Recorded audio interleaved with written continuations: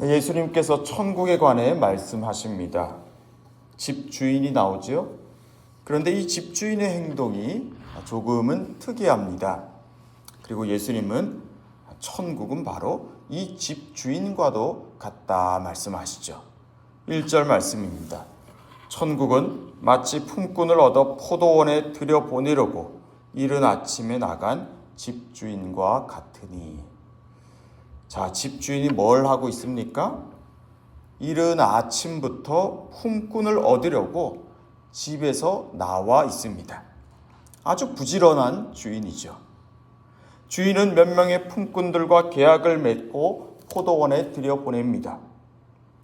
그리고는 또 밖으로 나오죠. 나와 보니까 이번에는 장터에 놀고 서 있는 사람들이 있습니다.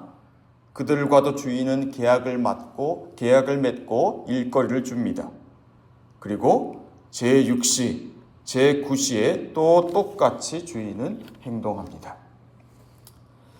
자, 이른 새벽, 오전 9시, 정오 12시, 오후 3시 이렇게 주인은 여러 품꾼들을 찾아 고용합니다. 그런데 주인은 그것으로 그치지 않고 또 사람들을 찾습니다. 자, 6절입니다. 제11시에도 나가보니 서 있는 사람들이 또 있는지라. 이르되 너희는 어찌하여 종일토록 놀고 여기 서 있느냐. 자, 제11시는 오늘로 치면 오후 5시입니다. 주인의 행동이 이상하지 않습니까? 주인은 저녁, 이제 해가 지려고 하는 바로 그때 또 사람들을 찾아 나섭니다. 너희는 어찌하여 종일토록 놀고 여기 서 있느냐. 우리를 품꾼으로 쓰는 이가 아무도 없습니다. 네, 지금 여기 이 사람들은 선택받지 못한 사람들입니다. 오늘 하루는 종쳤다 생각하고 있는 사람들이죠. 초조하고 불안하고 선택받지 못했다는 패배감과 실패감을 가지고 있습니다. 그런데 전혀 뜻밖의 한 사람이 나타나서 자신들을 포도원으로 부릅니다. 그리고 얼마 일하지도 않았는데 새벽부터 나와서 일한 사람들과 똑같은 보수를 지급해 줍니다. 그들은 전혀 예상하지 못한 호의를 받았습니다.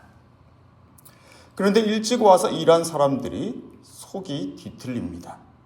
그들은 자기들이 당연히 더 받을 줄 알았는데 저녁에 들어와 잠깐 일한 사람들과 동일한 임금을 받았기 때문입니다.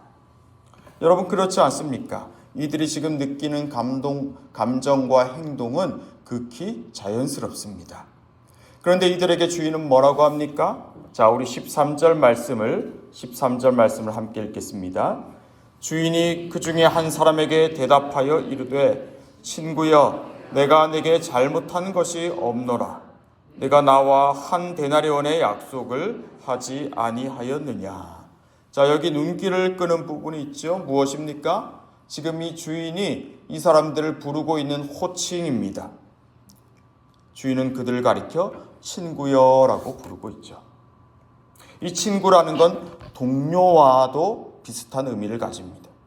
그러니까 예수님은 가장 먼저 불러서 일을 시킨 그 사람들을 다른 사람들보다는 더 특별하게 여기고 있는 것입니다.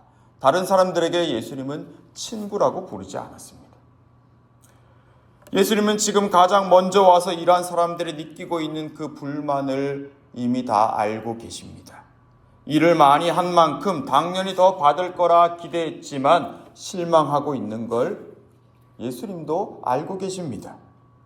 친구여라는 말은 바로 그와 같은 예수님의 마음을 반영하는 호칭입니다. 역설적이죠. 일을 많이 했지만 똑같은 보수를 받아서 불만을 갖고 있는 사람들인데 예수님은 정작 그들을 더 특별히 여기고 계십니다. 그리고 그들에게 말씀하시죠. 자, 14절 말씀 우리 같이 읽겠습니다. 내 것이나 가지고 가라. 나중 온 이 사람에게 너와 같이 주는 것이 내 뜻이니라. 자, 그들에게 주인은 주인의 깊은 뜻을 알려줍니다. 처음 왔느냐 나중에 왔느냐에 따라 임금을 다르게 주는 것이 아니라 나중 온 사람들에게도 처음 온 사람들과 같이 주는 것이 바로 주님의 뜻이라고 하시죠. 자, 그게 주인의 뜻이라면 종들은 아무 할 말이 없습니다. 그리고 그들은 처음 부름 받았을 때 한 데나리온의 임금을 받기로 이미 계약을 맺었죠. 자, 성도 여러분, 이 이야기는 천국에 관한 이야기입니다. 예수님은 이 상식과도 다른 행동을 하고 있는 집주인이야말로 하나님 나라를 보여준다고 말씀하십니다. 자, 집주인이 보여주는 것은 무엇입니까? 그건 사람의 노력과 사람의 생각과 계산을 뒤집어 버리는 하나님의 은혜를 가리킵니다.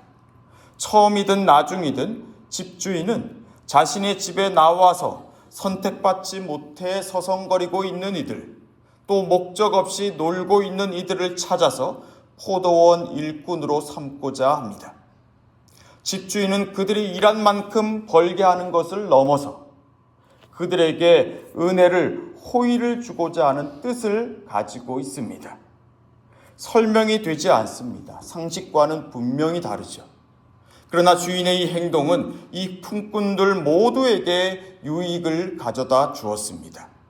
이 품꾼들은 자신이 버림받은 자들이 아니라, 자신이 사회에서 소외된 자들이 아니라, 이제는 인정받았을 뿐 아니라 그들도 누군가에게 보탬이 될 수 있다는 걸 경험했습니다. 나중되었지만 먼저 되게 하는 그 은혜가 그들의 팍팍한 삶을 에워싸고 있다는 걸 그들은 경험했죠.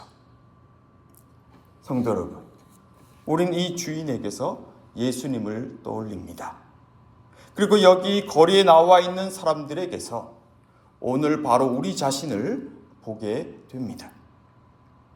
때로는 장터에서 놀며 인생을 허비하고 있는 그런 나 자신, 또 때로는 사람들에게서 인정받지 못해서 초조해하며 불만과 불안에 시달리고 있는 그런 나를 보게 되죠. 그러나 예수님은 바로 그런 나를 위해서 아버지 집에서 나오셔서 여기 이 공허감과 불안감에 시달리고 있는 나를 찾아오셨습니다.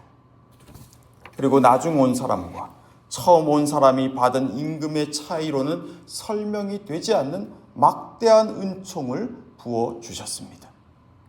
그 은총은 소외되어 있는 나를, 그래서 욕심과 욕망의 노예로 살아가고 있던 그런 나를 아버지의 집으로, 천국으로, 하나님 나라로 부르신 것입니다.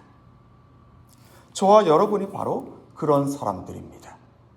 여러분, 그 은총은 내가 조금 더 받아야 하는데, 좀 더 인정받아야 하는데, 조금 더 받아야 하는 것인데 하는 그런 우리의 계산과는 비교가 되지 않는 완전한 생명이고 또 비교할 수 없는 충만한 은혜입니다. 왜냐하면 그 은혜는 우리가 얼마나 잘했고 얼마나 기여했냐에 따라 매겨지는 그런 값 정도가 아니기 때문입니다. 우리는 그냥 거저 은총을 받았습니다. 왜냐하면 그분께서 모든 것을 다 내어주셨기 때문입니다. 아들 예수를 내어주시기까지 모든 것을 다 쏟으신 그 은혜 앞에서 우리의 역할을 내세우는 건 아무 의미가 없습니다.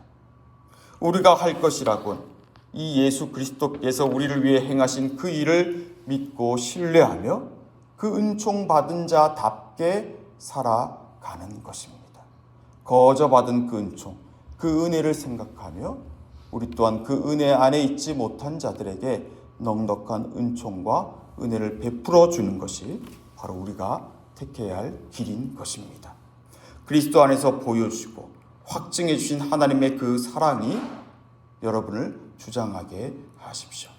그 사랑, 그 은혜만이 우리를 떠나지 않고 혹 우리가 우리 일을 다 하지 못하고 자빠져 있을 때, 혹은 내가 열심히 일을 했지만 사람들로부터 인정받지 못해서 분을 품고 불안과 초조에 시달리고 있는 바로 그때에도 우리를 다시 일으켜 세울 것이기 때문입니다.